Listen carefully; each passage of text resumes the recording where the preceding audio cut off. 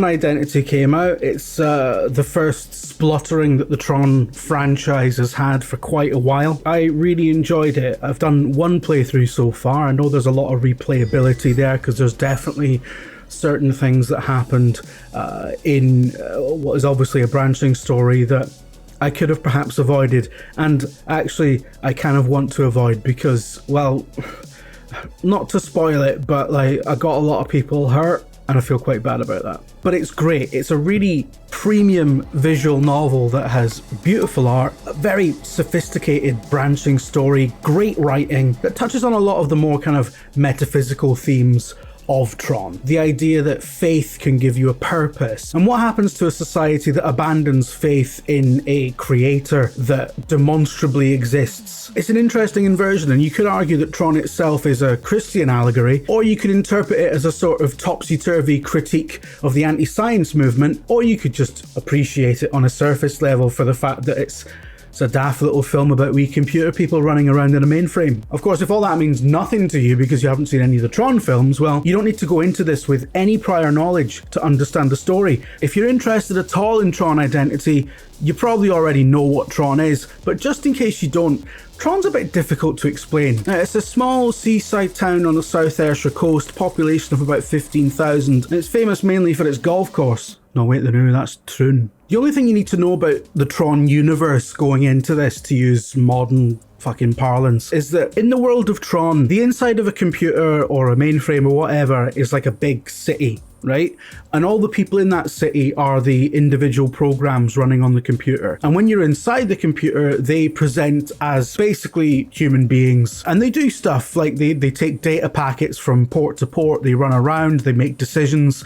There's a hierarchy of permissions. It's all very sort of loosely based on how computers actually work, but written by people in Hollywood with an early 80s understanding of how computers might work. So it's not very sophisticated, and as an analogy for how computers actually work, it really doesn't work at all. In fact, it's very silly, but none of that matters because it's amazing and it's one of the most unique films ever made, the 1982 original. It's on Disney Plus, you can go and watch it. It's got a great cast, got Jeff Bridges, Bruce Boxleitner, David Warner, all at various points dressed up in like weird glowing spandex. It's got the most striking and unique look of possibly any film. It is one of the first major Hollywood films, if not the first, to make extensive use of CGI. I mean, it's really primitive CGI and it looks really sort of daft and basic by today's standards, but it perfectly suited what that film was trying to depict. It was trying to visualize the inner workings of a computer and contextualize that in terms that we as human beings living in human society would understand. And like I said, there's a bunch of metaphysical stuff going on, like individual programs, because this was the 80s and programs did tend to be written by one person. Individual programs are sort of instilled with the soul of the human being, the user who wrote them. Users wrote us. A user even wrote you. No one user wrote me. And there's a lot of kind of religious stuff about whether or not you believe in users or whether you believe the system, the grid, the mainframe or whatever just spontaneously came to exist as a matter of random chance or whatever.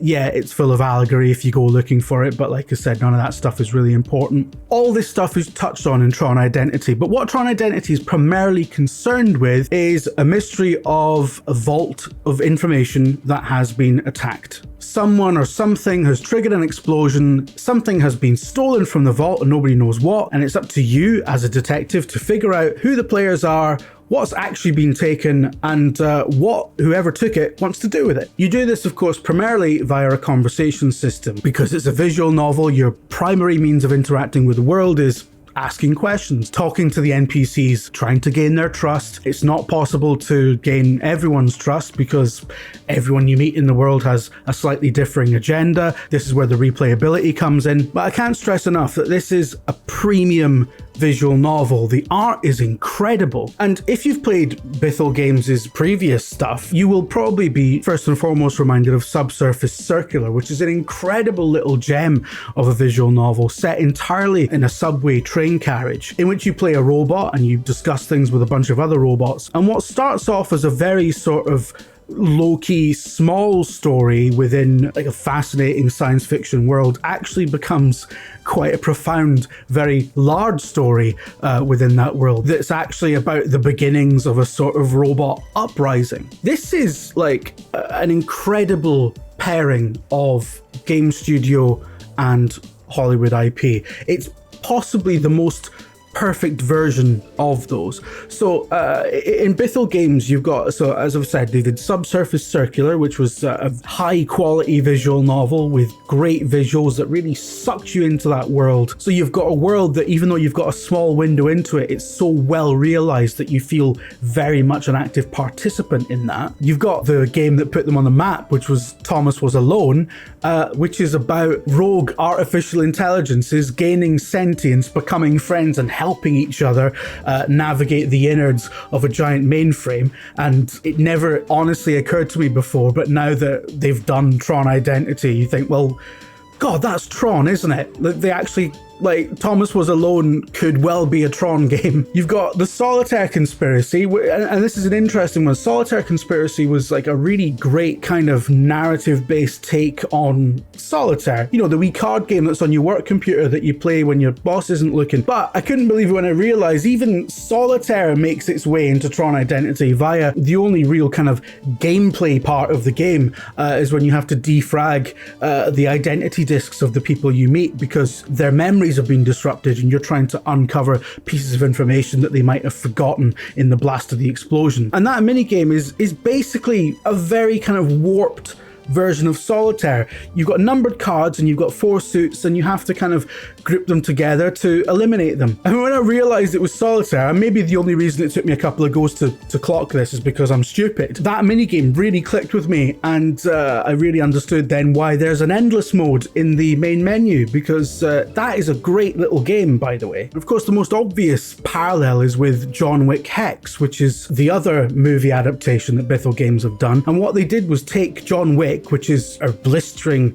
action movie that's based around gun kata. Wick Hex takes the essence of that and doesn't ask the player to have the kind of reflexes that Keanu Reeves' character has in those films, but instead simulates it with a grid-based sort of timeline thing where you plan out each event in a scene and execute accordingly. Some people liked it, some people disliked it, but what's great about it is, once again, it's these grand ideas but with really humble components. Bithell Games is really good at that. It has to be, because it doesn't have massive budgets. It has a small team working with a modest budget to get these ideas onto screen in some kind of playable form. And so Tron Identity, even though it's a licensed game, it's actually something that this small studio has been working towards for an entire decade. And clearly this wasn't always the plan. Clearly this is Providence, but it's a great story. The upshot is Tron Identity is a great visual novel. If you love Tron already, it's a really worthy entry in the chronology of that world. And if you haven't crossed paths with Tron before, and I think this is mad, but it's genuinely the case,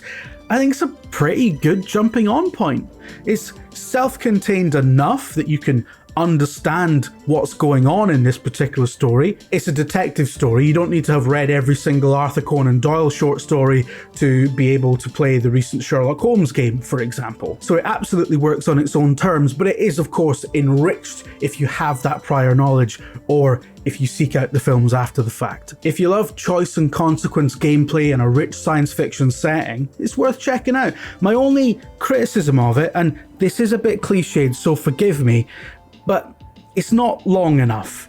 I think it is a bit on the short side. Now, it does have that replayability value. There's a lot of branching paths and a lot of characters that might not make it to the end, depending on what you do. Bithell Games have indicated that this is potentially the first part in a series, or that they are doing more Tron games, more things are planned. And when you get to the end of this, that will be quite apparent that this is designed as the first chapter of a multi-part story, possibly told in different ways going forward. It does feel like a tease. It does feel like it's finishing just as it's getting started. And I was gripped at the end of it thinking like, oh God, was this just like some mad kind of 4-hour Assassin's Creed length prologue and we're now going out into the wide world, the wide grid rather. No, it just, it finishes at that point and you don't go anywhere else. But it leaves you wanting more, which is, that's a good thing, right? But yeah, it's decent and it's not crap, which is a miracle because most visual novels are shite. There's only a handful of good ones, right? This, subsurface circular, can androids pray, and that's it. That's it. I've been Jim Trinker for VG247, and you should definitely like and subscribe, because if you don't, you smell. Check out the website, check out the podcast, check it all out. Check it out like it's Supermarket Sweet, man. I'll speak to you later.